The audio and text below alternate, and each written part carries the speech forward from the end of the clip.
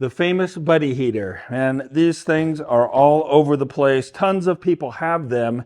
We use this one quite a bit in the winter time, and there are some pretty cool tricks, hacks, tips, whatever you want to call it, that you can do with your buddy heater that is outside of the kind of the recommended usage for the thing.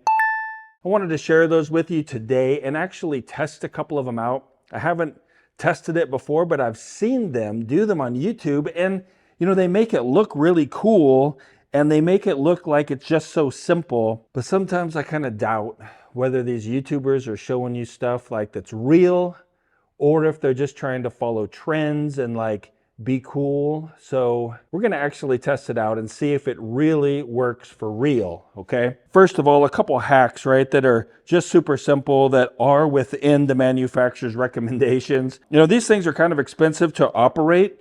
You've got these bottles right here, right? These are $6 each. We just bought this one for making a video and it was $6. So you're going to get roughly 3.5 hours on high and 5.5 hours on low with one of these, right? This is a 1 pound propane bottle.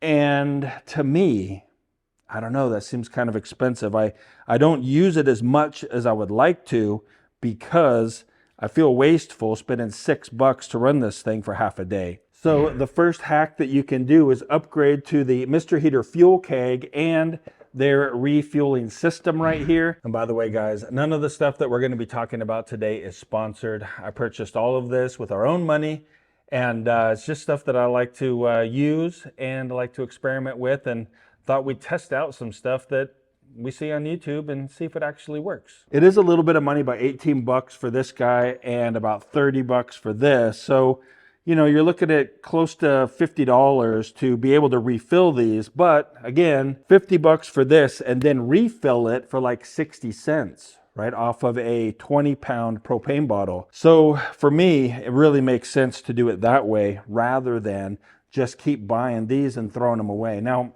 you can refill these, but there's some warnings on it. We did a whole video, right, on why I chose to refill these rather than refill these. Anyway, I'll link to that down in the description below, and it'll be at the end of the video on the card there as well. You can check that out if you want to. I'll also link to everything that we're going to be talking about and using in this video down in the description below if you want to check it out. The second hack that you can do that is still within the manufacturer's recommendations is to get one of these. You notice this end, it looks just like this end because this is designed to screw right into your buddy heater, just like this. Check this out. Screw this guy right into here.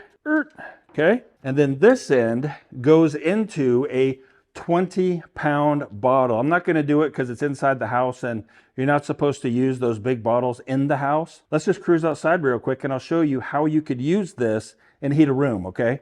Let's go. First things first, man. Come over to your window, open it up, put your towel in there. This is just to demonstrate it. You'd want to get a bigger towel so it actually filled the space up.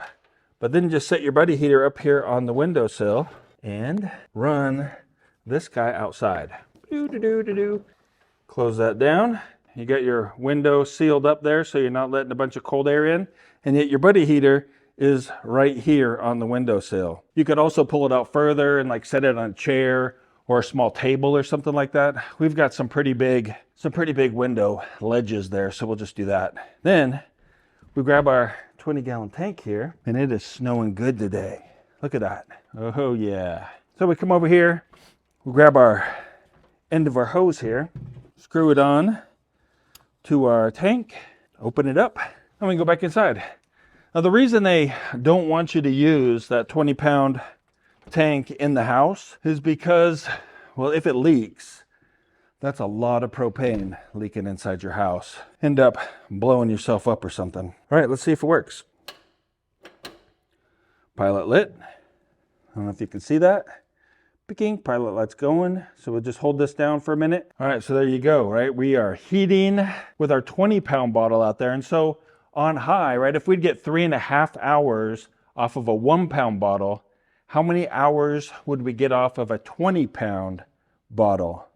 Seth, how about you figure that out for us? I think it's 70 hours. Cool. Thank you. Yep. Seth's home from college right now, for winter break. All right, we're gonna go ahead and turn this off and talk about the other hacks. Right, 70 hours is pretty good.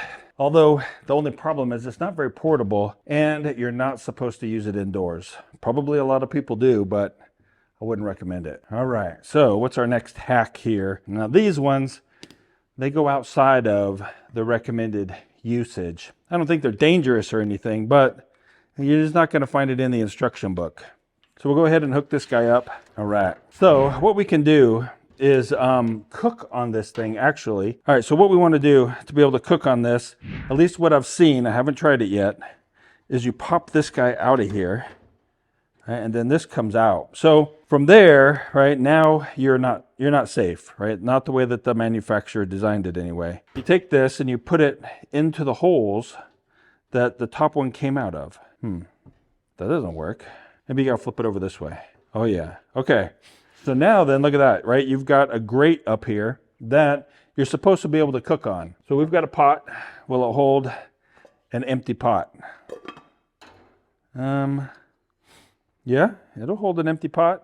Well, what if we put water in it here? Hopefully we don't make a big mess. That's right about 28 ounces or so. Let's just put the whole quart in there. It's a little bit bouncy, a little bit sloped down a little bit, but it'd hold it and likely would be able to cook on it. We're not going to cook yet. We will cook here in a bit though. Now, if you don't like that because you kind of think it's a little too wobbly, well, they say you can take it and turn it around like this and hook it on here, right? And then maybe it's a little bit more stable. We'll see here.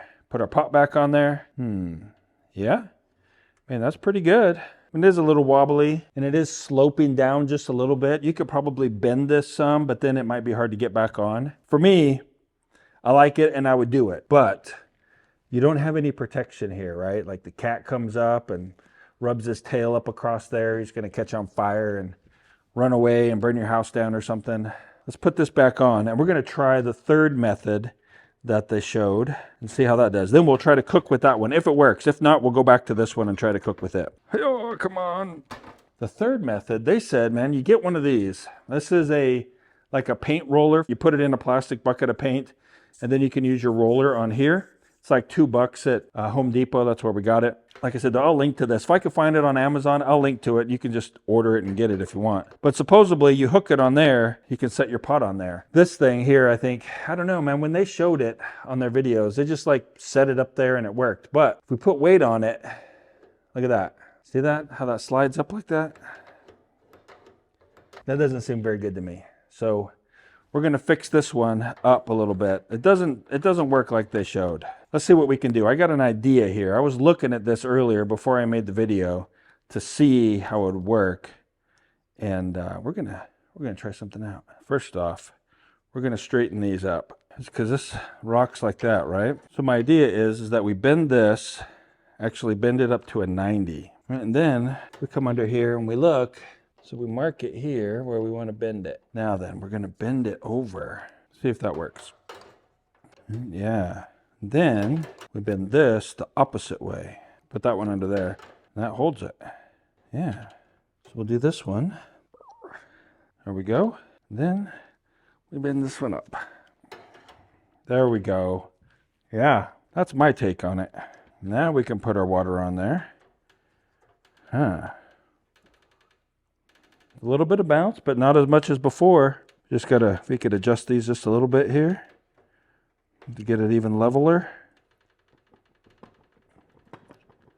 That's pretty sturdy. Not being super careful with it, spinning it around. Bump it a little. What do you think?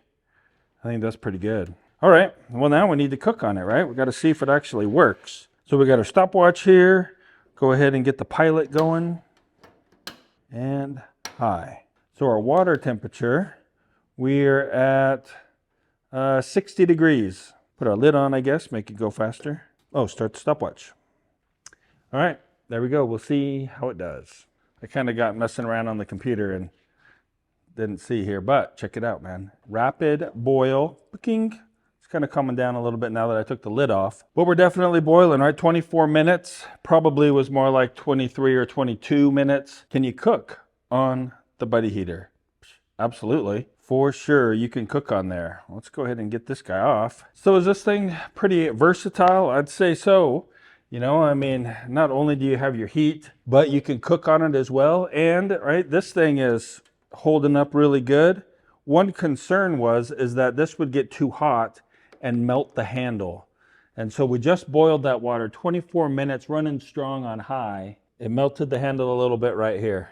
It's not because of these things, right, touching. It's right in the middle here. And so I think it's because of the pot being on here like this, and then that hot air coming up, hitting the pot and coming around the backside, and then melting it right there. It's like, it's way hot right there. Yeah, there's a lot of hot air coming up right here. But if we moved our pot out a little bit like that, that would probably be a lot better, right? So it's not trapping so much hot air right at where the handle is. That's my thought on that. You experiment with it and see what you can do. Maybe you can get it to work better. All right, so that was kind of what I was talking about, huh? We're talking about, you know, people on YouTube doing these things and then showing that they work, but it actually melted the handle. So I still think it's good in an emergency situation. If you had to cook, you could. Hack number 3 is putting a fan on it, right? Because like right here, I can't hold my hand up there that much, right? Like that's it, man. My hand's like a little sensitive now from it. So a lot of that heat is just going straight up to the ceiling. So we put a fan on there. This is like one of those fans that you have on your wood stove. We actually had this fan on our wood stove. Put it on there and then you just wait a little bit. It'll get hot and this thing will start spinning and moving air, supposedly. We'll see. I mean, they showed it on YouTube working. So we'll just wait here for a couple minutes and see if it gets going or not.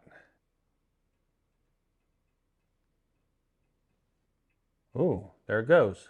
That probably took less than a minute, I would bet, for it to start going. It's not going very fast at all. There we go. I think our fan's a little bit wobbly. We've had it for a good couple years now, and could be a little bent. Let it get up to full speed and see if it actually moves in the air. All right, so there we go. We're probably up to as high as we're gonna get, I guess, with our speed. I wanna turn it sideways like this, and we'll see here. I mean, I can feel it blowing air. It's barely warm at all up here. So that heat that was just going up to the ceiling is no longer just going up to the ceiling straight away. But out here, I can really feel the heat. So let's just see, is it actually blowing? Sheet of paper test. Look at that. That ain't bad, huh? Come out here.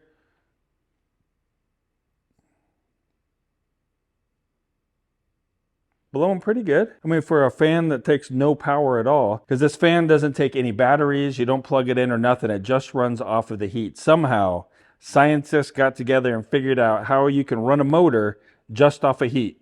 There's a little electric motor in here. It looks like a regular old motor that you might have had in like a Stomper toy or something when you were a kid. Free energy and free fan. I mean, after you buy the fan, of course. But so now, not only, right, when you're like standing here, not only do you get the radiant heat coming off of it that's like shining out, but you also get the air, the hot air blowing as well. Pretty cool. That's a pretty good hack. All right, so this is the concern right here, that this is going to be super hot.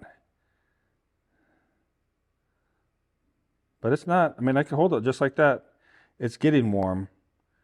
It's getting a little hot now, but it's not overly hot. But there is a nice breeze coming off of that thing. So man, a pretty versatile little tool here to put in your survival gear, right? Or just to have around the house for when you want some extra heat somewhere.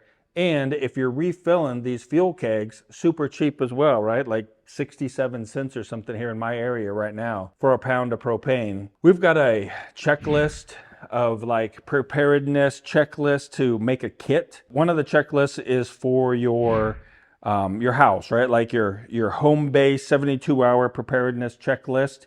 And then one's for your work and one's for your car. And those are totally free to you. There's a link down in the description below, or you can scan the QR code on the screen here. You know, just get it and look at it and see, you know, if you agree with the things that I've recommended on there, or if you've already got all of the stuff that I recommend on there. I like to get other people's checklists and compare what they say you ought to have to what I think you ought to have. And you get a lot of great ideas from other people when you do that. Yeah, and don't forget that we've got that video right over here where we go through and kind of break down why we're not using these anymore, but we're going with the refillable fuel kegs instead. And I will see you over in that video in just a second, but I hope you have a really great day and keep smiling.